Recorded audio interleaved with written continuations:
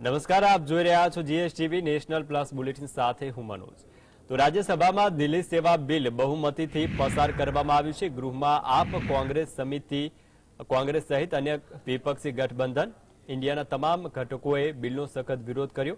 કેન્દ્રીય ગૃહપ્રધાન અમિત શાહે આ બિલ રાજ્યસભામાં રજૂ કર્યું હતું, તો જેની બીજુ જનતા દળ અને વાયએસઆર કોંગ્રેસ પાર્ટીએ પણ ટેકો આપ્યો।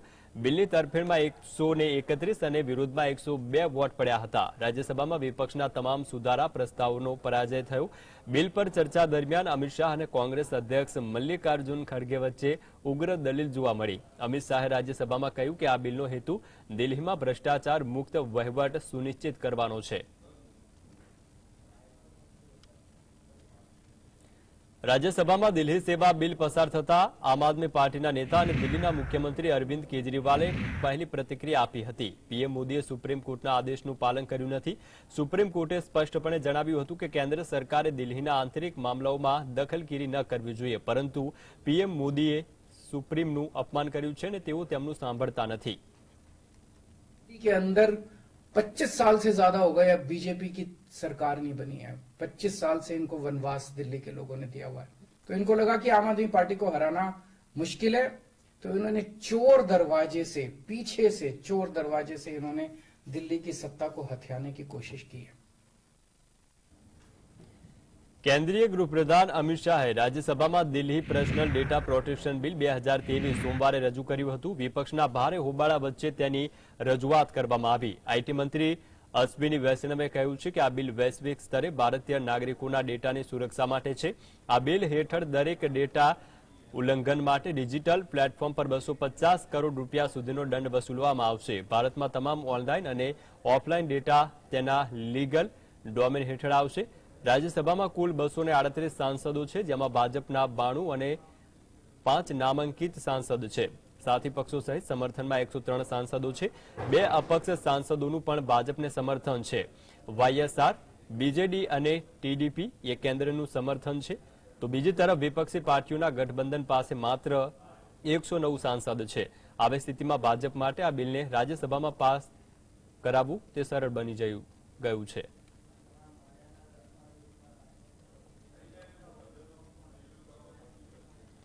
કેન્દ્રીય મંત્રી અનુરાગ ઠાકુરે જણાવ્યું છે કે કેટલાક લોકો ક્યારે ભારતનું હિત વિચારતા નથી। આ લોકો ભારત વિરોધી એજન્ડા ફેલાવે છે। રાહુલ ગાંધીની મોહબ્બતની દુકાન નકલી છે।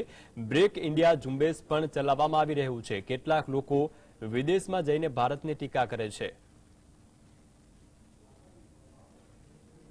राहुल जी की नकली मोहब्बत की दुकान में चीनी सामान ये साफ नजर आने लगा है।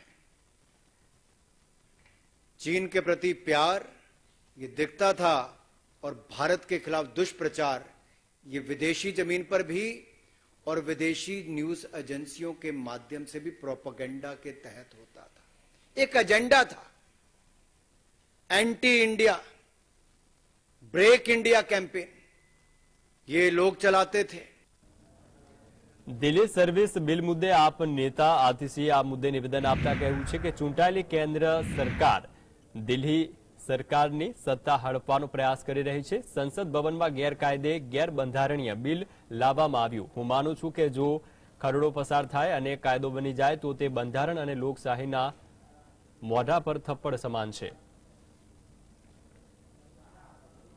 देखिए, ये बहुत दुख की बात है कि आज एक चुनी हुई सरकार जो केंद्र में है, दिल्ली की चुनी हुई सरकार की ताकत छीनने की कोशिश कर रही है। आज देश के संसद में एक गैर कानूनी, गैर संवैधानिक, गैर तो लोकतांत्रिक बिल को लेकर आया जा रहा है। जब दिल्ली की चुनी हुई सरकार को संविधान ने ताकत दी है, जब इस ताकत पर बार बार सुप्रीम कोर्ट की संवैधानिक पीठ ने मोहर लगाई है, तो आज देश का संसद, भारतीय जनता पार्टी द्वारा डोमिनेटेड संसद क्या करने की कोशिश कर रहा है। આમ આદમી પાર્ટીના સાંસદ સુશીલ ગુપ્તાએ જણાવ્યું છે કે કેન્દ્ર સરકાર દિલ્હી સેવા બિલને પ્રયોગના ભાગરૂપે લાવી છે। તેમણે દાવો કર્યો છે કે આ બિલનો સૌથી પહેલો પ્રયોગ દિલ્હીમાં અને ત્યાર પછી બિન ભાજપ શાસિત રાજ્યમાં પ્રદેશની સરકારોને કમજોર કરવા માટે કરાશે। લોકશાહીમાં વિશ્વાસ રાખનાર તમામ રાજકીય પક્ષો આ બિલનો વિરોધ કરી રહ્યા છે। કેટલીક પાર્ટીઓ કોઈ દબાણ હેઠળ આ બિલના સમર્થનમાં મતદાન કરશે। एक्सपेरिमेंटल बिल बीजेपी लेके आ रही है, जिसकी शुरुआत दिल्ली से करके सारे संघीय ढांचे को कमजोर करना चाहती है। एक्सपेरिमेंट ये दिल्ली पे कर रही है। जहां जहां पे भी नॉन बीजेपी की सरकार होंगी, इसी तरीके के बिल लाके वहां पे सरकारों को कमजोर करने का ये एक प्रयोग यहां से शुरू हो रहा है। लोकतंत्र के अंदर विश्वास रखने वाले सभी दल इस बिल के विरुद्ध में वोट करेंगे।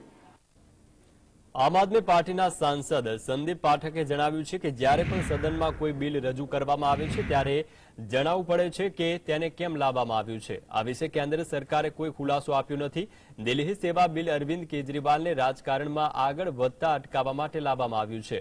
રાજકીય હિતોને ધ્યાનમાં રાખીને આ બિલ લાવવામાં આવ્યું છે, તો દિલ્હીવાસીઓના હિતોનું રક્ષણ કરવાની જગ્યાએ ભાજપ તેમની સાથે દગો કરી રહી છે। पर लेकर आते हैं तो पहले आपको डिटेल्ड एक्सप्लेनेशन दिया जाता है, काउंसिल को एक्सप्लेन किया जाता है कि आपने ऑर्डिनेंस क्यों लाया था, क्या कारण थे आपको इतनी हड़बड़ी में ऑर्डिनेंस लाने की।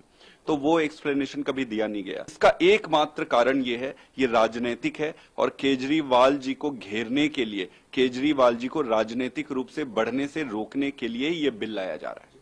देखिए, हमारे पास जितने भी साधन उपलब्ध है उन सभी साधनों का उपयोग कर रहे हैं। ભાજપના સાંસદ સુશીલ મોદીએ જણાવ્યું છે કે રાહુલ ગાંધીને દોષિત જાહેર કરવાના આદેશ પર સુપ્રીમ કોર્ટે માત્ર સ્ટે આપ્યો છે, પરંતુ કોર્ટે તેમને દોષમુક્ત જાહેર કર્યા નથી। આ કેસને લગતી અપીલ અરજી સુરત સેશન કોર્ટ સમક્ષ પેન્ડિંગ છે। રાહુલને આ કેસમાં હજુ ક્લીન ચીટ મળી નથી, તેમના પર હજુ પણ આરોપ યથાવત છે। સુપ્રીમ કોર્ટે સ્ટે આપતા રાહુલ ગાંધીની લોકસભા સદસ્યતા પુનઃસ્થાપિત થઈ, પરંતુ મુખ્ય સવાલ એ છે કે શું લોકસભામાં રાહુલ ગાંધીની વાપસીથી કોંગ્રેસમાં કોઈ ફેરફાર આવશે ખરો? नहीं, मनाए जश्न देखिए, उनको दोष मुक्त नहीं किया गया है, केवल उनकी सजा पर रोक लगाई गई है और अभी भी उनकी अपील पेंडिंग है कोर्ट के अंदर। उसका इंतजार करना चाहिए और ये तो एक सामान्य प्रक्रिया है, क्योंकि 2 साल की सजा हुई तो उनकी मेमोरी जो है वो समाप्त हो गई, फिर उनकी मेमोरी को बहाल कर दिया गया चूंकि सुप्रीम कोर्ट ने सजा पर रोक लगाई है। तो वो अभी एक्विटल नहीं हुआ है, वो दोष मुक्त नहीं हुए हैं। अभी भी जो आरोप था वो अभी भी बरकरार है और कोर्ट ने ये भी कहा कि it was not in a good taste. ભાજપના સાંસદ પ્રવીરસિંહે જણાવ્યું છે કે દિલ્હીના મુખ્યમંત્રી અરવિંદ કેજરીવાલે જ્યારે ચૂંટણી લડી હતી ત્યારે સારી રીતે જાણતા હતા કે રાજધાની કેન્દ્ર શાસિત પ્રદેશ છે। રાજ્યો અને કેન્દ્ર શાસિત પ્રદેશોની સત્તા અલગ અલગ હોય છે। કેજરીવાલ દિલ્હીમાં અધિકારીઓની પોસ્ટિંગ અને ટ્રાન્સફરની સત્તા મેળવવા માંગે છે, પરંતુ દિલ્હીમાં જ્યારે ભાજપના મુખ્યમંત્રી હતા ત્યારે પણ તેમણે આ સત્તા મળતી નહોતી। કેજરીવાલ લોકો સમક્ષ એવું દર્શાવવા માંગે છે કે તેમની પાસે અધિકાર નથી અને માટે તેઓ કામ કરી શકતા નથી। આ વાત खोटी અને પાયાવિહોણી છે। अरविंद केजरीवाल का ये कहना कि मुझे ट्रांसफर पोस्टिंग का अधिकार देना चाहिए, तो ये अधिकार ना तो आज से 20 साल पहले किसी कोई अगर हमारा भी मुख्यमंत्री रहा उसके पास भी नहीं थे, उसके बाद में कांग्रेस की शीला दीक्षित जी रही तो ये सारे अधिकार उनके पास भी नहीं थे। आज वो बार बार एक ही मुद्दे को लेकर आते हैं, तो दिल्ली की जनता को दिखाना चाहते हैं कि मैं कोई काम इसलिए नहीं कर पा रहा क्योंकि मेरे पास अधिकार नहीं है, और ये बात बिल्कुल भी ठीक नहीं है। तो अभी गृह मंत्री जी ने लोकसभा में बहुत ही अच्छे से विस्तार से ये सारी बातों को बताया कि क्यों हम अपना ये अमेंडमेंट लेके आ रहे हैं। ઉદ્ધવ ઠાકરે સમૂહની શિવસેનાના નેતા સંજય રાઉતે કેન્દ્ર સરકાર પર આકરા પ્રહાર કરતા જણાવ્યું કે દેશના સંઘીય માળખાને કમજોર કરવા માટે આ બિલ લાવવામાં આવ્યું છે। દિલ્હીની ચૂંટણી પહેલા ભાજપના નેતા રાજધાનીને રાજ્યનો દરજ્જો આપવાની વાત કરતા હતા, પરંતુ કેજરીવાલ સામે 3 વાર ચૂંટણી હાર્યા બાદ કેન્દ્ર સરકાર કેન્દ્ર શાસિત પ્રદેશની સત્તા ઘટાડવા માંગે છે। દિલ્હીની કેજરીવાલ સરકારે શિક્ષણ અને આરોગ્ય ક્ષેત્રે ઘણું સારું કામ કર્યું છે। કોઈ સરકાર સારું કામ કરે એ ભાજપ જોઈ શકતી નથી। से पहले यही भारतीय जनता पार्टी के लोग, यही हमारे गृह मंत्री जी अमित शाह जी ये बोल रहे थे कि हमारी सरकार आने के बाद दिल्ली को संपूर्ण राज्य का दर्जा देंगे। लेकिन आप चुनाव हार गए, एक बार नहीं 3 बार चुनाव हार गए केजरीवाल जी के सामने। तो आप जो आधा दर्जा है वो भी आप कम कर रहे हो। ये आपका अहंकार है, ये आपका दिल का जलन है। आपको देखा नहीं जाता कोई सरकार अच्छा काम कर रही है। હરિયાણાના ઉપમુખ્યમંત્રી દુષ્યંત ચૌટાલાએ પાર્ટીના કાર્યકર્તાઓને કરેલા જાહેર સંબોધનમાં જણાવ્યું કે આપણે નોહમાં લોકોનો સાથ આપવો જોઈએ અને તેવા તત્વો કે જે આપણી સુખ શાંતિ અને ભાઈચારાને નુકસાન પહોંચાડે છે તેમને જવાબ આપવો પડશે। આ સાથે જ તેમણે જય હરિયાણા જય મેવાતનો સૂત્રોચ્ચાર કર્યો। પ્રદેશમાં શાંતિ સ્થાપવા માટે તમામ પ્રયાસ કરવામાં આવશે। હરિયાણાએ દેશના વિકાસમાં મહત્વનો ફાળો આપ્યો છે। અર્થવ્યવસ્થાના ક્ષેત્રે હરિયાણામાં ત્રીજા ક્રમે છે, જ્યારે સેનામાં ફરજ બજાવતા લગભગ 10% લોકો હરિયાણાના વતની છે। हमें खड़ा होना पड़ेगा और ऐसे लोग जो हमारा अमन चैन भाईचारा तोड़ते हैं उनको जवाब देना होगा और मजबूती से खड़ा होकर दोगे तो ये विश्वास है कि चौधरी देवीलाल ने 1967 में जो ये हरियाणा रूपी पोर्ट पैदा लगाया था, आज देश की अर्थव्यवस्था पे तीसरे नंबर पर है। 10% फौज में हम जवान भेजते हैं। समय आप आए हो, जाम की स्थिति थी, इस जाम से निजात मिलाने के लिए 700 करोड़ का एलिवेटेड पुल बनेगा तो फायदा किसको होगा? हरियाणा प्रदेश के हिसार को। कांग्रेस अध्यक्ष मल्लिकार्जुन खड़गे पीएम मोदीना इंडिया गठबंधनना निवेदन पर निशान साध्યું છે। તેમણે સોશિયલ મીડિયામાં લખ્યું છે કે વડાપ્રધાન મોદી છેલ્લા 10 વર્ષથી માત્ર તોડવાની નકારાત્મક રાજનીતિ કરે છે। હવે તમારા મોઢામાંથી ઇન્ડિયા માટે પણ કડવા શબ્દો નીકળી રહ્યા છે। ખડગેએ એમ પણ કહ્યું કે પીએમએ છેલ્લા 75 વર્ષમાં ઇન્ડિયા છોડો આંદોલન યાદ નથી। તેમણે રાજકીય પૂર્વજોના આ અભિયાનના વિરોધ હતો, પરંતુ હવે તેમને આ આંદોલન યાદ આવી રહ્યું છે। મહત્વનું છે કે પીએમ મોદીએ રવિવારે એક કાર્યક્રમ દરમિયાન વિપક્ષના ઇન્ડિયા ગઠબંધન પર કટાક્ષ કરતા કહ્યું હતું કે તેમને 9 ઓગસ્ટ તો યાદ હશે, તે દિવસે ઐતિહાસિક ઇન્ડિયા ક્વિટ મૂવમેન્ટની શરૂઆત થઈ હતી, જેનાથી પ્રેરિત થઈને આજે આખો દેશ દરેક બુરાઈ માટે ઇન્ડિયા છોડી રહ્યો છે।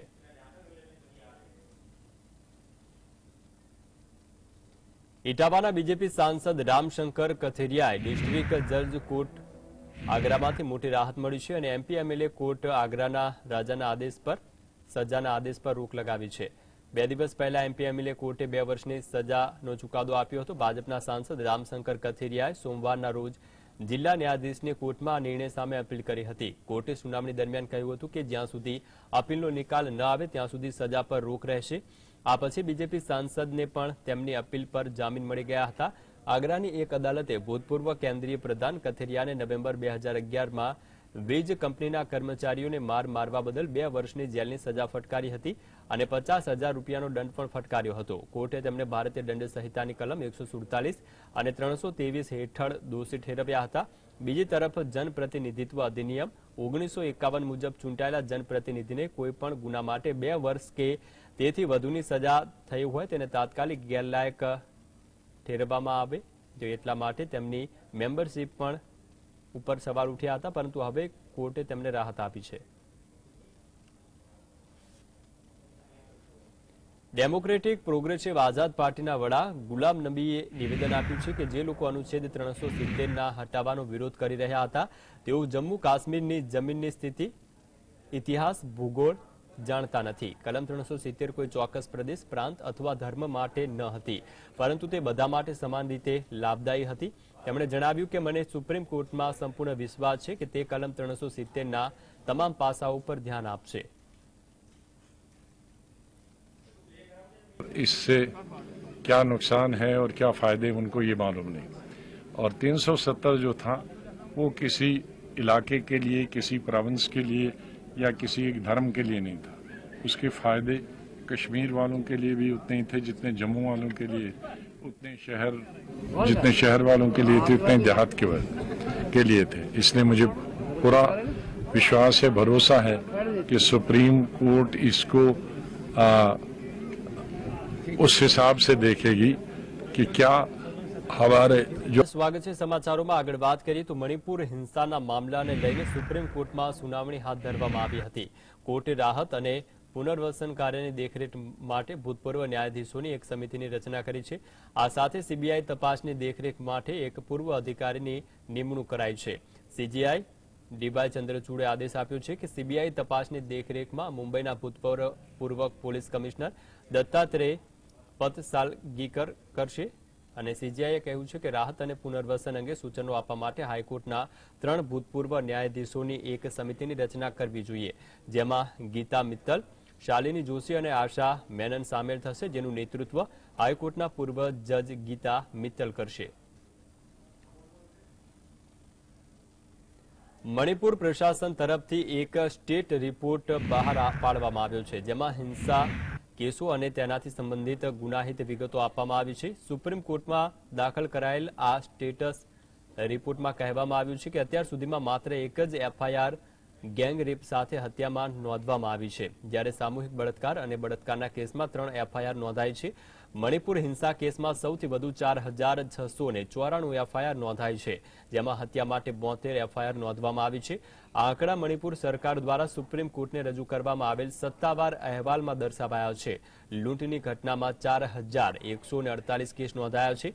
જાહેર મિલકતોને નુકસાનના 584 કેસો, ગંભીર ઇજા પહોંચાડનારા 100 કેસો નોંધાયા છે. ધાર્મિક સ્થાનોને નુકસાન બદલ 46 એફઆઈઆર નોંધવામાં આવી છે.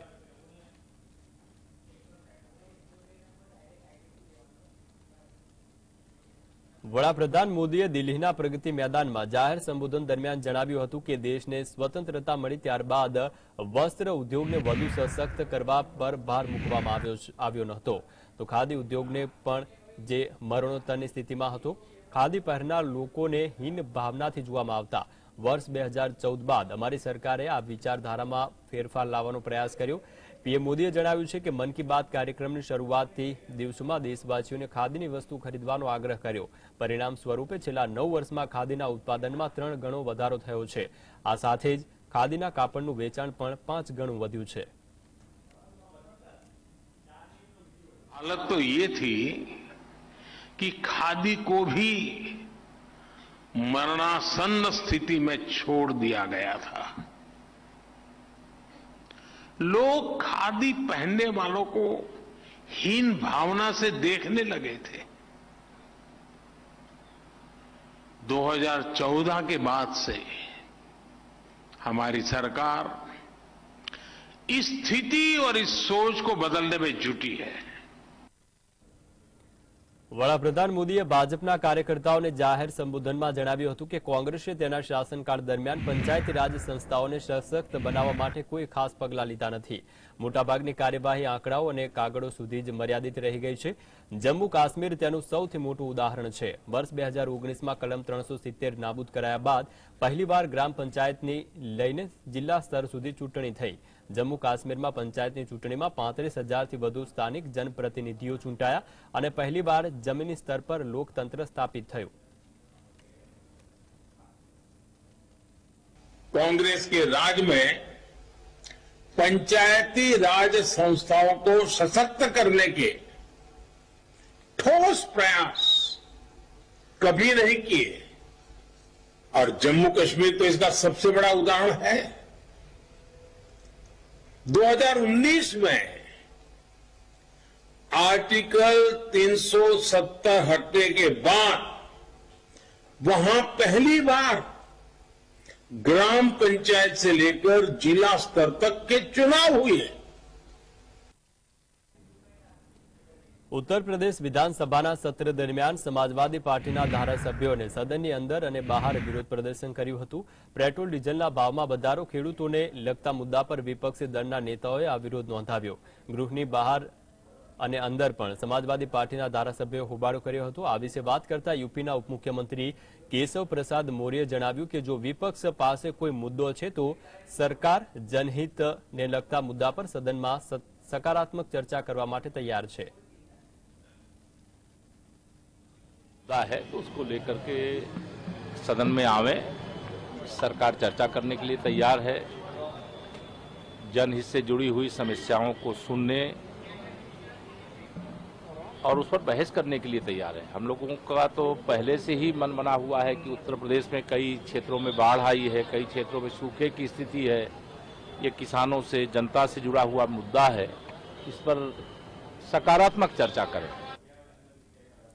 વારાણસી જ્ઞાનવાપી મસ્જિદ પરિસરમાં સર્વેનો ચોથો દિવસે પણ ભારતીય પુરાતત્વ વિભાગની ટીમે વૈજ્ઞાનિક ઉપકરણોની મદદથી સર્વેની કામગીરી કરી. મસ્જિદના બેઝમેન્ટથી લઈને ડોમ સુધી તમામ સ્થળો પર તપાસ કરવામાં આવી. આ સાથે જ મસ્જિદની પશ્ચિમી દિવાલ પાસે કાટમાળ હટાવવામાં આવ્યું. આ વિશે વાત કરતા હિન્દુ પક્ષના વકીલ સુભાષ ચતુર્વેદીએ જણાવ્યું કે સર્વેની કામગીરી પૂર્ણ થવામાં હજુ કેટલાક દિવસો લાગી શકે છે। સર્વેના અંતે ભારતીય પુરાતત્વ વિભાગ કોર્ટમાં रिपोर्ट रजू करશે। देखिए, आज 5वां दिन है। अब चूंकि एसआई अपने काम को बड़े सिस्टम से, बड़े सुचारू रूप से, वैज्ञानिक तरीके से पूरी यूनिट, पूरी टीम उनकी कार्रवाई कर रही है। तमाम मेजरमेंट कर रहे हैं, तमाम जो है सारे क्षेत्रों के तहखाने से लेकर गुंबद तक वो मेजरमेंट कर रहे हैं। इसमें समय लगेगा। आज भी गुंबद पे इनका काम होगा। वेस्टर्न वॉल पे कर ही रहे हैं, वहाँ जो तमाम जो मलबे हैं उनके पीछे इनकी टीम काम कर रही है। तहखाने की साफ सफाई हो, इसकी भी व्यवस्था किया जा रहा है। सुप्रीम कोर्टे राहुल गांधी ने दोषित जाहिर करवाना आदेश पर स्टे आप्या बाद लोकसभा सचिवालय તેમની સાંસદ તરીકેની સદસ્યતા પુનઃસ્થાપિત કરી હતી। સુરતની કોર્ટે દોષિત જાહેર કરતા રાહુલ ગાંધીને માર્ચ 2023 લોકસભામાંથી ગેરલાયક ઠેરવવામાં આવ્યા હતા। રાહુલની સદસ્યતા પરત મળતા કોંગ્રેસ પાર્ટીમાં ખુશીનો માહોલ જોવા મળ્યો। કોંગ્રેસ અધ્યક્ષ મલ્લિકાર્જુન ખડગે સહિત પાર્ટીના વરિષ્ઠ નેતાઓએ મીઠાઈ વહેંચીને મોં મીઠું કર્યું। આ સાથે જ દિલ્હીમાં 10 જનપથ બહાર કોંગ્રેસના કાર્યકર્તાઓએ ઉજવણી કરી। વર્ષ 2019ની લોકસભા ચૂંટણીમાં કેરળની વાયનાડ લોકસભા બેઠકથી રાહુલ ગાંધીએ જીત મેળવી હતી। સુરતની કોર્ટે રાહુલ ગાંધીને મોદી અટક મુદ્દે આપેલા નિવેદનના બદનક્ષી કેસમાં દોષિત જાહેર કરી 2 વર્ષની સજા ફટકારી હતી। સુપ્રીમ કોર્ટે ગત સપ્તાહ દરમિયાન સુરતની કોર્ટના आदेश पर स्टे આપ્યો હતો। संडे शायद नहीं होगा, वो स्पीकर आज निर्णय किया है। और क्या है, आज तो जो फ्राइडे होने के बाद आज तो रिस्टोर हो गए ना। कम से कम जो कॉन्स्टिट्यूशनल इंस्टीट्यूशन के बीच में जब चलता है विषय, थोड़ा संयम तो रखना पड़ेगा। तो ऐसे तो बाकी एमपीस को भी हुआ है। तो इसलिए जो कानूनी प्रक्रिया है, संवैधानिक प्रक्रिया है, वो प्रक्रिया हमने बिना डिले किए किया है। उत्तर प्रदेशના પ્રયાગરાજમાં માફિયા અતીક અહેમદની ફરાર પત્ની